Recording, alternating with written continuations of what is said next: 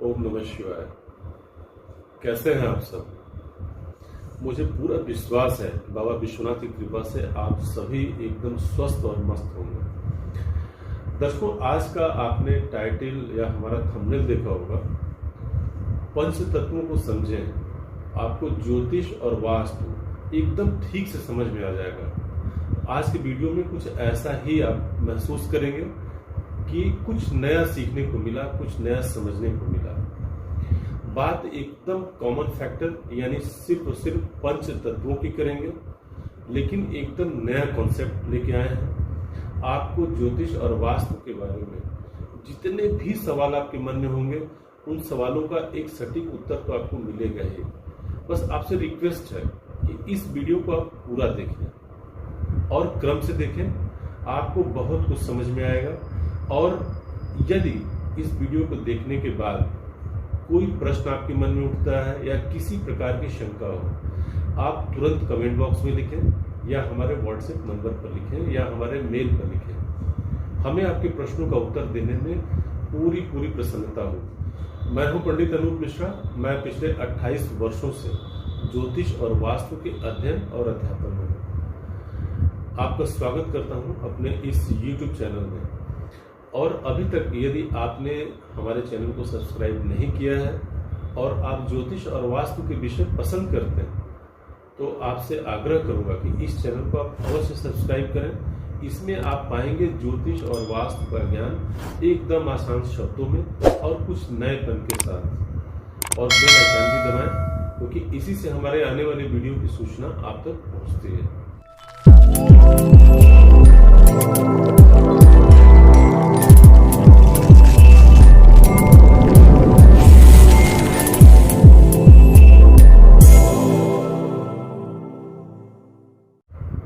आपने अवश्य सुना होगा कि यह पूरा ब्रह्मांड पंच तत्वों से निर्मित है और हमारा शरीर भी इस ब्रह्मांड की एक सूक्ष्म प्रतिकृति ही तो है, क्योंकि हमारा शरीर भी पंच तत्वों से ही निर्मित है। रामायण के एक प्रसंग में तुलसीदास जी कहते हैं, चित जल पावक गगन समीरा, पंच रचित अति अधम शरीरा।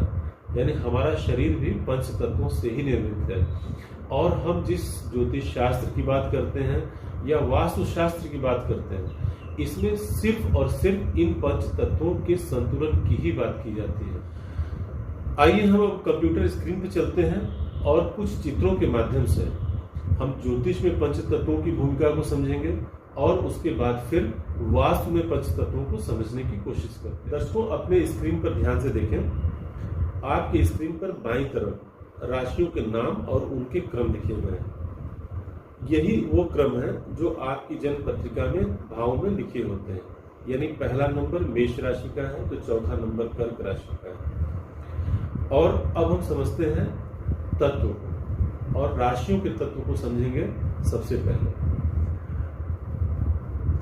अग्नि तत्व की राशियां हैं पहली, पांचवी और नवीं राशि, यानी मेष राशि, सिंह राशि और धनु राशि। पृथ्वी तत्व की राशियां हैं वृषभ राशि, कन्या राशि और मकर राशि, यानी दूसरी, छठी और 10वीं राशि। वायु तत्व की राशियां हैं मिथुन, तुला और कुंभ राशि, यानी तीसरी, 7वीं और 11वीं राशि। और चौथी, 8वीं और 12वीं ये जल तत्व की राशियां हैं, यानी कर्क राशि, वृश्चिक राशि और मीन राशि। ये सभी जल तत्व की राशियां हैं। अब हम ग्रहों के तत्व को भी यदि समझ लेते हैं तो हमको आगे समझने में और आसानी हो जाएगी। अब आइए हम ग्रहों के तत्व को समझ लें कि कौन सा ग्रह किस तत्व को प्रतिनिधित्व करता है या बिलोंग करता है। तो सबसे पहला अग्नि तत्व, इसमें है प्रथमतया सूर्य और उसके बाद मंगल। पृथ्वी तत्व का ग्रह है बुध और वायु तत्व शनि। चंद्रमा और शुक्र जल तत्व का प्रतिनिधित्व करते हैं और गुरु आकाश तत्व का। तो हमने पहले राशियों के तत्वों को समझा और उसके बाद ग्रहों के तत्वों को समझा। अब हम तत्वों की कार्य को यदि समझ लेंगे तो हमें और आसानी हो जाएगी। अग्नि तत्व ये आपके शरीर की ऊर्जा है, आपकी शक्ति है और आपकी कार्य करने की क्षमता है, यानी अग्नि तत्व। और पृथ्वी तत्व, ये तत्व आपको स्थिरता प्रदान करता है। चाहे ये आर्थिक हो या सामाजिक हो या पारिवारिक स्थिरता हो, यह हमें मिलती है पृथ्वी तत्व से। और यहाँ पर जो राशियां प्रतिनिधित्व कर रही पृथ्वी तत्व का, उसको ध्यान दीजिएगा, यह है दूसरी, छठी और 10वीं राशि। और ग्रहों में बुध पृथ्वी तत्व का प्रतिनिधित्व करते हैं। अब बात करेंगे वायु तत्व की। तो वायु तत्व की राशियां हैं तीसरी, 7वीं और 11वीं राशि, यानी मिथुन राशि, तुला राशि और कुंभ राशि। और ग्रहों में शनि वायु तत्व का प्रतिनिधित्व करते हैं। और वायु तत्व होता क्या है? ये आपकी शरीर की ऊर्जा को बल प्रदान करता है, यानी उसका ईंधन है। और आपके मूवमेंट को, यानी आपकी जो गतिविधियां हैं वो संचालित होती हैं वायु तत्व से। और कार्य के प्रति तत्परता या उसके प्रति जो लगन है, ये वायु तत्व ही प्रदान करता है। और के अलावा आपको कमांडिंग पावर, आपको कहीं भी, या आप कार्यालय में हो या अपने घर में हो, अगर आप कमांडिंग पोजीशन पाना चाहते हैं तो आपका वायु तत्व निश्चित ही कंप्रोमाइज नहीं होना चाहिए, स्ट्रांग होना चाहिए। और इसके बाद आता है नंबर जल तत्व का, चौथी, 8वीं, 12वीं राशि और चंद्रमा और शुक्र, ये जल तत्व का प्रतिनिधित्व करते हैं। और जल तत्व से आपको मिलता है स्वास्थ्य। और जैसा कि हम जानते हैं कि हमारे शरीर का 3/4 भाग जल ही है, तो अगर इस पर अगर कोई प्रतिकूलता यानी पीड़ित होता है ये तत्व अगर, तो यह सीधा सीधा हमारे स्वास्थ्य को प्रभावित करता है।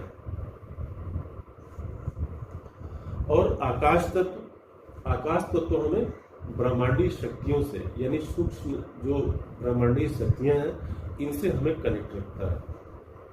और यदि आपका आकाश तत्व मजबूत है तो निश्चित ही आप धार्मिक प्रवृत्ति के होंगे। और यदि यह भाव पीड़ित या कॉम्प्रोमाइज है तो यहीं पर यह समस्या आती है कि ऐसे व्यक्ति प्रायः करके नास्तिक देखे जाते हैं। दर्शकों, हमने राशियों को, ग्रहों को, इनके तत्वों के आधार पर समझ लिया और तत्वों की कार्यकलाप को भी हमने समझा। अब ज्योतिष शास्त्र, यानी जब हम पत्रिका देखते हैं तो हम इसमें यही देखते हैं कि कौन सी राशि पीड़ित है या कौन सा ग्रह पीड़ित अवस्था में है, वह ग्रह किस तत्व का प्रतिनिधित्व करता है। यानी वो तत्व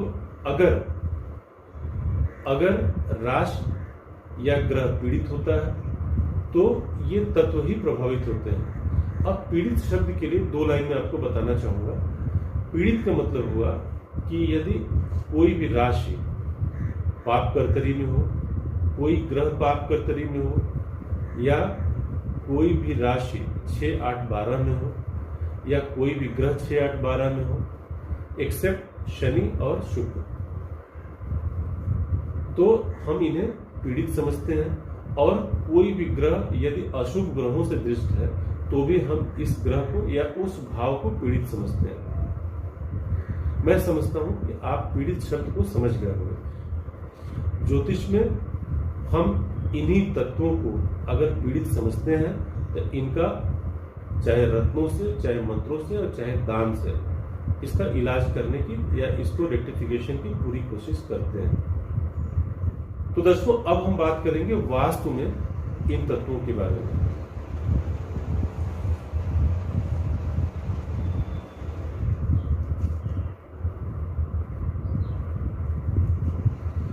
अब दोस्तों, इस चित्र को ध्यान से देखें। इसमें सबसे पहले आप दिशाओं को समझ लें। उत्तर और पूर्व का कोना यानी ईशान कोना, और उसके बाद पूर्व दिशा, फिर अग्नि कोण, उसके बाद दक्षिण दिशा, फिर नैऋत्य कोण, फिर पश्चिम दिशा और वायव्य कोण, और उसके बाद फिर उत्तर, और बीच में यानी मध्य में ब्रह्म स्थान। अब इन स्थानों पर अगर हम तत्वों की बात करें तो ईशान कोने में जल तत्व है, अग्नि कोने में अग्नि तत्व है, नैऋत्य कोने में पृथ्वी तत्व है, और वायव्य में वायु तत्व है, और मध्य में यानी ब्रह्म स्थान में आकाश तत्व है। इसके बारे में आगे बढ़ने के पूर्व अपने पूज्य गुरुदेव की एक बात स्मरण होती है और आपके साथ मैं शेयर करना चाहूंगा कि आज के इस शहरीकरण के परिवेश में सबसे ज्यादा यदि कोई तत्व प्रभावित हुआ है तो यही मध्य का ब्रह्म स्थान यानी आकाश तत्व प्रभावित हुआ है, जो कि सीधा यूनिवर्स के साथ कम्युनिकेट करता है और हमारे वास्तु को सही रखता है। लेकिन आज हम इस तत्व को तो लगभग खो चुके हैं। घरों में आंगन का लोप हो चुका है, इसके जगह पर साइड कोर्टयार्ड बनते हैं। तो साइड कोर्टयार्ड कभी भी आंगन का स्थान नहीं ले सकता। साइड कोर्टयार्ड कभी भी आंगन का स्थान नहीं ले सकता। आंगन का मतलब घर का मध्य स्थान और ब्रह्म स्थान। अगर आप में से कोई वरिष्ठ नागरिक हैं तो आप निश्चित ही इस बात को महसूस करते होंगे कि जब घरों के बीच में आंगन हुआ करते थे तो उसमें 20-20, 25-25 आदमियों का परिवार कितना हंसी खुशी रहा करता था। और आज ये तत्व कंप्रोमाइज हुआ है तो क्या स्थिति है? एक 10,000 स्क्वायर फीट के बंगले में भी 2 आदमी चैन से नहीं रह पाते। तो दर्शकों, हमने वास्तु में तत्वों को तो समझ लिया, लेकिन जब हम वास्तु में किसी भी बात का निर्धारण करते हैं तो वास्तु पुरुष का ध्यान अवश्य रखें। जैसे कि जल तत्व, यहाँ पर वास्तु पुरुष का मस्तक होता है, और इसी तरीके से नैऋत्य में वास्तु पुरुष के पैर होते हैं। तो जब भी हम वास्तु का निर्धारण करें तो वास्तु पुरुष का ध्यान अवश्य रखें। तो दर्शकों, ज्योतिष में तो हमने समझा कि ग्रह और राशियां पीड़ित होती हैं, यानी भाव पीड़ित होते हैं। वास्तु में पीड़ा कैसे होती है, इस चित्र में आप ध्यान से देखें। ईशान कोना, यह गुरु तत्व है, यहाँ पर गुरु का वास और ईश्वर का वास होता है। अगर हम यहाँ कूड़ा करकट जुटाना शुरू कर दें तो यह स्थान पीड़ित हो जाएगा, यानी जल तत्व पीड़ित हो जाएगा। और जल तत्व यदि पीड़ित होगा तो यह वास्तु पुरुष का मस्तक होता है। किसी भी अवस्था में अगर ये कोना कटा है या किसी गंदगी से ग्रस्त है तो यह स्थान पीड़ित माना जाएगा, और इस स्थिति में वास्तु पुरुष का सर यानी आपका भी सर प्रभावित हो जाएगा और आप मानसिक रोग से ग्रसित हो सकते हैं। और अग्नि कोना यदि कट गया तो अग्नि तत्व कटा, यानी आपके शरीर में इस वास्तु में ऊर्जा की कमी हो जाएगी। और नैऋत्य कोना, यह पृथ्वी तत्व का प्रतिनिधित्व करता है, और पृथ्वी तत्व क्या देता है? यह हमें देता है आर्थिक स्थिरता, मानसिक स्थिरता, सामाजिक स्थिरता और पारिवारिक स्थिरता। यदि नैऋत्य में कोई पीड़ा है, जैसे कि नैऋत्य कटा है या नैऋत्य में कोई कमी है, तो इस स्थिति में आपके अंदर सबसे बड़ी कमी यह पाई जाएगी कि स्थिरता की कमी हो जाएगी। और अब बात करते हैं वायव्य की, यानी वायु तत्व की। तो वायु तत्व में भी यही बात दोहराऊंगा कि अगर वायु तत्व पीड़ित है, पीड़ित कैसे होता है मैंने बता दिया है कि यदि कोना कटा हो या किसी अन्य वजह से पीड़ित हो, इस अवस्था में आपके मूवमेंट में, आपकी कार्य क्षमता में ही कमी पाई जाएगी। और आकाश तत्व, जैसा कि हमने तो वीडियो के शुरू में ही एक्सप्लेन किया था कि आकाश तत्व तो हमारा कॉम्प्रोमाइज्ड है। अब इसके रेक्टिफिकेशन के लिए हम लोगों ने कुछ उपाय बनाए हुए हैं, अगले वीडियोज में इस पर। दर्शकों, ये वीडियो आपको कैसा लगा अवश्य बताएं, कमेंट बॉक्स में लिखें, और यदि आपको वीडियो पसंद आता है तो अपने मित्रों को भी शेयर करें, और इस चैनल को सब्सक्राइब करें और लाइक करें। धन्यवाद।